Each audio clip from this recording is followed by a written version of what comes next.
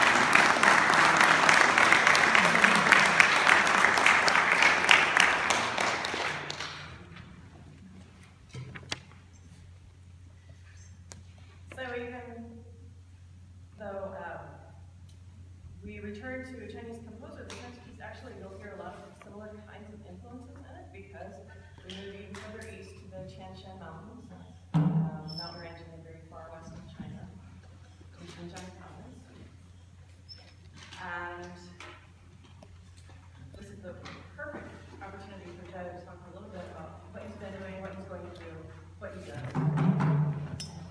Thank you.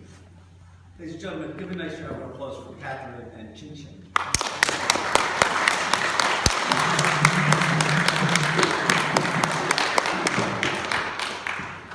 So I'm up here playing a variety of percussion instruments from all over. My main instrument that I grew up playing, my grandparents came to Philadelphia from a country called Lebanon. So I grew up playing Middle Eastern and Arabic music. This drum that I'm playing, it's a pretty good fit with the erhu. I think it works really well. These are ancient instruments. This drum, as far as all of I've been playing this since I was 8 years old. So I've studied a lot about it as I've gotten older, and there's a saying in Arabic that this instrument is older than the chair that you're sitting in. So they're trying to give you a sense of how old this is. This at least goes back 4,000 to 5,000 years. Nowadays, these are particularly, we would say these are Egyptian, but I believe this drum may actually predate that, because civilization they're finding is older and older than archaeologists seem to think. But back in the ancient days, the Egyptians made this out of clay, and the fish skin would be the skin of choice. It's just a wonderful piece of technology. It has so many sounds that you can play. I'll give you a couple of the names. If you're from Egypt, you call it tabla. If you're from Lebanon, we call it darbekki. If you're from Persia, we call it dumbek. You may have heard of these names. Darbuka is North African. If you're from Norristown, we call it drum.